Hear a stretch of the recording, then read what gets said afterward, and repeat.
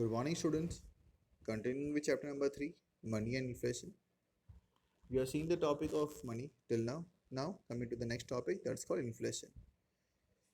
According to Dr. A.P. Lerner, a situation of excess demand over supply of goods is called inflation. जब यहाँ पे demand ज़्यादा और supply कम हो तो इन्फ्लेशन होता है, मतलब rise in prices you can say. आप अगर ज़्यादा डिमांड करोगे, मार्केट में सप्लाई कम है, तो आप क्या करोगे, एक्स्ट्रा प्राइस पे करने को रेडी हो जाते हो. That is called the inflation. According to Dr. A.C.P. Go, inflation is said to occur when monetary income rises faster than the real income. Monetary income, चीज़ों की प्राइस जल्दी बढ़ती है, इसका कंपेयर में रियल इनकम मतलब मेरी इनकम. मेरी सैलरी बढ़ी है 10% से, चीज़ों की प्राइस बढ़ी है 20% से. Means once again the constant and steady increase in price lead to decrease in the purchasing power of the money. चीज़ों की प्राइस बढ़ती ही रहती है, लेकिन उसके साथ मेरी जो रियल इनकम है वो नहीं बढ़ती, उतने से नहीं बढ़ती है. मीन्स मेरी पर्चिंग पावर ऑफ मनी, मेरी capacity to purchase the goods, वो यहाँ पर डिक्रीज होती रहती है. Doctor J M Keynes believes that the real situation of inflation is created with increase in money income beyond the level of the full employment of factors of production. Doctor Keynes यहाँ पे ये मानते हैं real situation of inflation तब होता है जब यहाँ पे with the increase in money income, ठीक है, लोगों के पास मनी इनकम अगर बढ़ जाती है beyond the level of the full employment, ठीक है, तो इस टाइम पे यहाँ पे basically inflation आता है. According to the above definition of inflation, various characteristics of inflation are given below. So number one characteristics, constant price and price level, price बढ़ती रहती है, inflation होता है. Price rise in all the sectors of the economy, her sector में अगर price बढ़ेगी inflation होता है. Purchasing power of money यहाँ पे कम हो जाती है. The rise in price level after full employment is inflation. Price मेरी बढ़ती रहती है, full employment हो चुकी है, कोई मार्केट में कोई काम अवेलेबल नहीं है, स्टिल प्राइस बढ़ी जा रही है, बढ़ी जा रही है, बढ़ी जा रही है. तो अनएम्प्लॉयमेंट है, अब फुल एम्प्लॉयमेंट हो चुकी है, मतलब लोगों को अब काम नहीं मिल रहा है, काम नहीं मिल रहा है, but still the price is keeping on increasing. Some other points to be considered for the better understanding of inflation are: number one, when government has kept control over and suppress increase in price level via rules. जब government ने control किया और suppress की price नहीं बढ़ना चाहिए, rules बोलो, law बोलो, सब्सिडीज देके रखी, it is considered as inflation.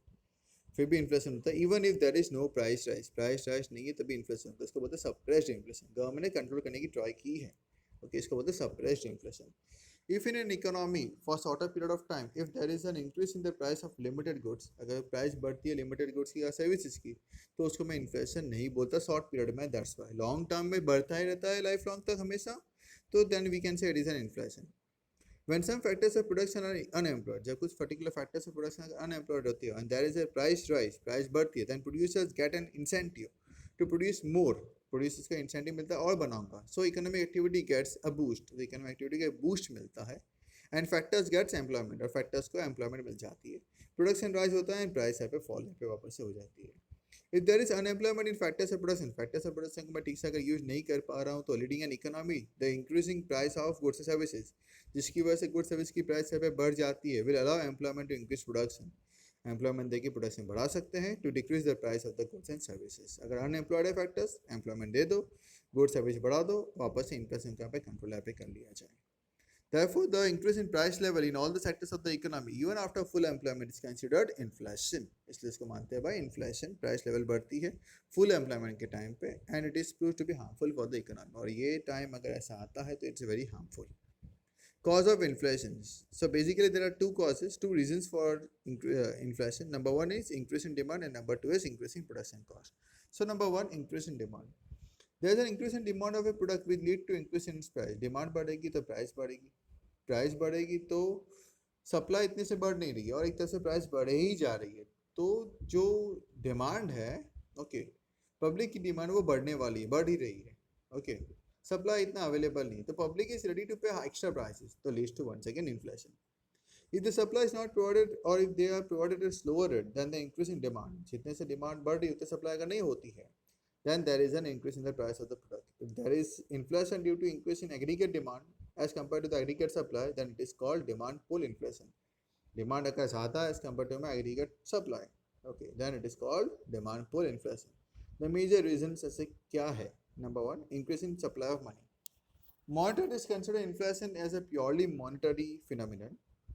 Okay, ये मानते हैं कि वह पैसा आ गया है तो ही इन्फ्लेशन होता है. According to them, if there is an increase in money in the state, पैसा बढ़ जाए स्टेट के अंदर, individuals earn more income because of which the demand of the necessities increase होगी. Again the increase in demand, the supply यहाँ पे study है, वापस से प्राइस बढ़ेगी, वापस इन्फ्लेशन होगा। तो इसलिए मैचलब says that too much money chasing too few goods cause inflation, बहुत सारा पैसा बहुत कम goods is called inflation. Increase in public expenditure once again leading to inflation. The government of developing countries like India, ये basically economic development पे करना prefer करती है. Government incurs expenditure after installing infrastructures, provision of basic utilities or providing employment, which increase the supply of money in the economy. Government खर्चे कर दी तो पैसा market में आ रहा है. This increase the income and demand of the people. Income बढ़ रही है उनकी, demand बढ़ रही है उनकी, which lead to rise in the demand of general price level, जिसकी वजह से हमेशा अपने आप प्राइस बढ़ जाती है. Thus, if the government circulates money in excess of production of goods services in the economy, government इस तरीके से पैसे अगर चालू करेगी सर्कुलेट करना, गवर्नमेंट एक्सपेंडिचर के वाया से, पब्लिक एक्सपेंडिचर के वाया से, तो मतलब one second general price level मेरी बढ़ने वाली है. Over population. In India there is 2% annual increase in population. हर साल को 2% से पॉपुलेशन मेरी बढ़ती है, leading to the increase in demand of the individuals. The increase in population cause increase in demand. Population बढ़ेगी तो उन लोग की डिमांड बढ़ेगी. लोगों की डिमांड तो बढ़ रही है जगह पे, लेकिन सप्लाई पे इतनी से नहीं बढ़ रही. और सप्लाई नहीं बढ़ेगी, पॉपुलेशन बढ़ती ही रहती है, मतलब one second leads to my inflation. तो अगर मेरा पॉपुलेशन कांस्टेंट अगर हो जाता है but the purchasing power increases, purchasing power अगर बढ़ती है तो ऑफ द इनकम देन, तो उस टाइम पे भी यहाँ पे प्राइस लेवल मेरे बढ़ने की चांसेस यहाँ पे होते हैं. Thus supply of money lead to increase in demand. Supply of money बढ़ेगा तो डिमांड बढ़ेगी यहाँ पे, followed by increase in price level. Demand बढ़ेगी तो प्राइस लेवल बढ़ने वाला है of goods and services. Second factor, increase in cost of production. Goods बनाने का जो खर्चा है अगर वो ज़्यादा होता है तो. The other major factor affecting the price is the supply of goods and services. Okay, supply oriented economies believe that when there is increase in production cost अगर बढ़ता है तो प्राइस मेरी बढ़ने वाली है. If there is an increase in the cost of material की price बढ़ती है, मशीन्स की price, electricity, water rates, worker wages और ट्रांसपोर्टेशन, अगर ये सब बढ़ता है तो अल्टीमेटली गुड्स की प्राइस बढ़ेगी. गुड्स की प्राइस बढ़ेगी तो ultimately leads to my cost push inflation और supply shock inflation we can say. So what are the other reasons? Let us discuss that. The major reason for inflation are increase in demand and increase in production cost, but practically there are also other factors which can affect the inflation. Even though the minor factors are for the short term के लिए they can cause a spike in the price level, थोड़ी बहुत बढ़ाता है. Example, in industry based on foreign import, if there is increase in import expense, अगर import expense बढ़ता है तो might be possible, अगर बढ़ जाता है तो, और if there is shortage during contingency, अगर shortage होती है तो contingency के टाइम पे it can lead to price rise, तो short term के लिए price rise होगी. Basically, there is an increase in demand and production cost that leads to inflation, but the other minor factors are as follows. Number one, taxation policies. The taxation policy of the government cause inflation. The high increase in tax rate increase the production cost. By tax बढ़ा देंगे production cost बढ़ेगा तो चीज़ों की price बढ़ेगी, चीज़ों की price बढ़ी मतलब lead to inflation. Increase in the price of import. In India, 70% of petroleum products are supplied via import. 70% हम लोग import करते हैं petroleum products. If there is an increase in price of crude oil in international market में crude oil की price अगर बढ़ जाती है तो then there will be an increase in the rate of petrol and diesel, जिसकी वजह से वापस से दूसरे प्रोडक्ट की प्राइस बढ़ती है. Scarcity.